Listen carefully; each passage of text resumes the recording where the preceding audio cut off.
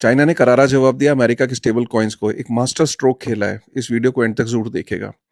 सो ये तो आपको पता है कि अमेरिका का एक सपना है डॉलराइजेशन ऑफ द वर्ल्ड। वो चाहता है कि दुनिया में 8 बिलियन लोग अल्टीमेटली डॉलर यूज़ करना शुरू कर दें। जब वो डॉलर यूज़ करेंगे तो मतलब डॉलर मजबूत होगा तो मतलब अमेरिका हमेशा लीडरशिप पोजीशन में रहेगा और अमेरिका चाहता है कि उसका वर्चस्व हमेशा तक बना रहे। क्या ये बात चाइना को, इंडिया को, ब्राज़ील को और देशों को, रशिया को क्या पसंद आएगी? नहीं। बट इस डॉलराइजेशन में बेसिकली उसको जो हेल्प कर रहा है वो स्टेबल कॉइन्स बहुत हेल्प कर रहे हैं। अमेरिका ने ये प्लान तो नहीं किया था, लेकिन अल्टीमेटली उसे 6-7 महीने 8 महीने बाद स्टेबल कॉइन्स की ग्रोथ देख के फिगर आउट हो गया कि यार ये तो बहुत ही अमेजिंग तरीका है, ये तो वेपन है एक तरीके का दुनिया को डॉलराइज करने का। अब स्टेबल कॉइन्स की एक मैसिव लेवल पे ग्रोथ आप देख ही रहे हो। अगर आप अकेली टेदर कंपनी को देखो, एक तो 186 बिलियन यूएस डॉलर का मार्केट कैप है आज की डेट में टेदर कंपनी का। इसी कारण अमेरिका जीनियस एक्ट भी लेके आया और उसने कहा कि यार इनको बढ़ावा देना चाहिए स्टेबल कॉइन्स को, तो इस पे क्लैरिटी चाहिए। चलो जीनियस एक्ट लेके आते हैं। लेकिन यही जीनियस एक्ट के अंदर एक ऐसी चीज वो छोड़ गए जिसका फायदा चाइना ने उठा लिया और चाइना ने एक मास्टर स्ट्रोक खेल दिया। एक ऐसी न्यूज जो 1 जनवरी के आसपास आई 2026, ज्यादातर लोगों ने इस पे ध्यान नहीं दिया।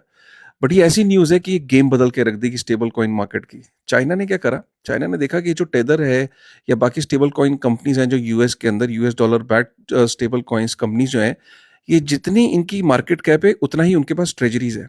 लेकिन इस ट्रेजरी पे एक यील्ड जनरेट होती है और ये यील्ड अपने पास रखते हैं, ये होल्डर को नहीं बाँटते। मतलब 186 बिलियन यूएस डॉलर अगर टेदर का मार्केट कैप है तो उतनी ही उनके पास यूएस की ट्रेजरीज़ हैं।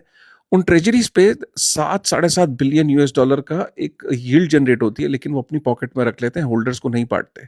और जीनियस एक्ट के अंदर भी ये मेंशन कर दिया गया कि स्टेबल कॉइन कंपनीज अमेरिका के अंदर यील्ड को अपनी पॉकेट में रखेंगी, होल्डर को नहीं देंगी। मतलब जो दुनिया में लोग स्टेबल कॉइन को होल्ड करते हैं यूएस डॉलर पे, उनको कुछ नहीं मिलता बदले में।